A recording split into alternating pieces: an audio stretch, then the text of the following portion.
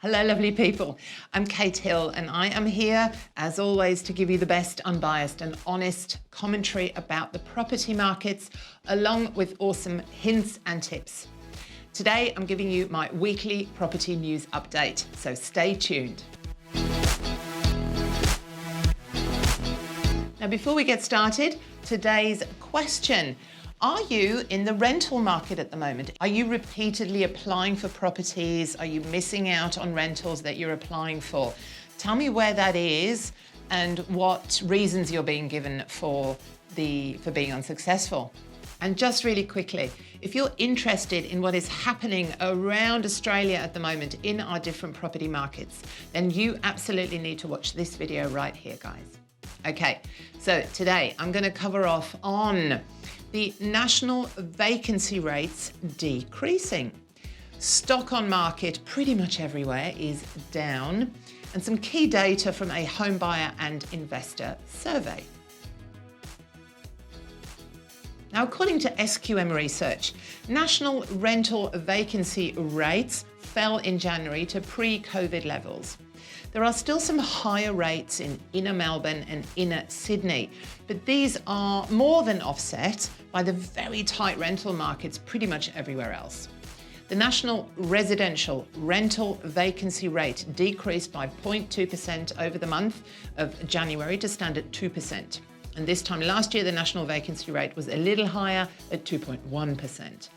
Now, in terms of asking rents, over the past month, capital city average asking rents increased 0.7% for both houses and units to record a median asking rent of $552 a week for a house and $413 per week for a unit. The majority of capital cities recorded increases in both house and unit asking rents, with Sydney recording the highest increase of 3.2% over that period for houses and 2.2% for units in asking rents.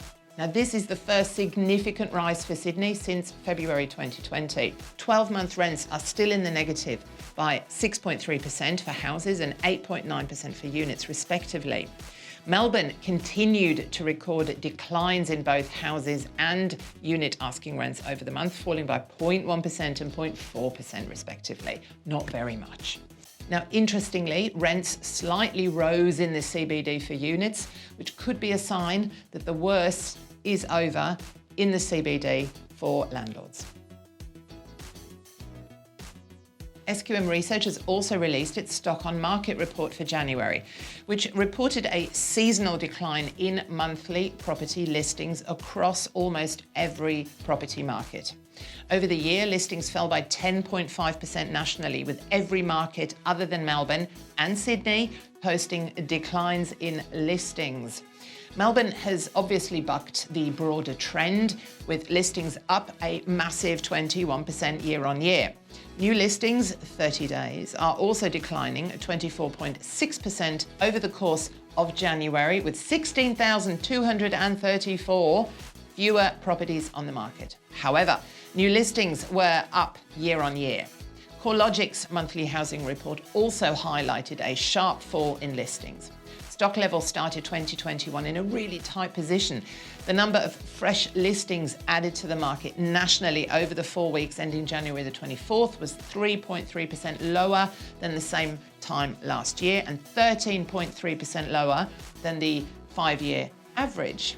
Melbourne and Perth were the only capital cities again to buck the trend, with new listings 20.8% higher than a year ago in Melbourne and 2.2% higher across Perth. Now, CoreLogic said that Melbourne vendors may still be playing catch up from that earlier lockdown period that they had, while in Perth, vendors seem to be relishing the best-selling conditions seen in many years.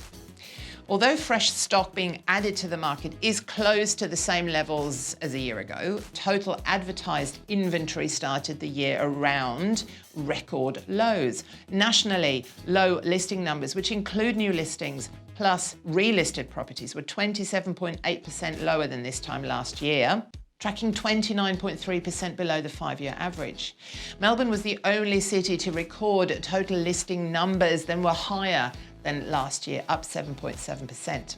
And of course, we have all this pent-up demand from buyers who were sitting on their hands for most of last year, unsure about what to do. It would be interesting, I think, to compare buyer and seller activity, not with pre-COVID conditions like January last year, but mid-COVID conditions. What's not being taken into account in a lot of this commentary out there is the lack of activity and sales transaction from mid-COVID times. All those people are now coming out of their shells. They're coming out of the woodwork with renewed confidence, enthusiasm, and they are ready to buy property. So demand continues to outstrip supply in most of our property markets. So what is the mood out there at the moment? I keep telling you in my updates that our phones are ringing off the hook. We know that open homes are really, really busy, that auction clearance rates are high, and days on market are really, really low.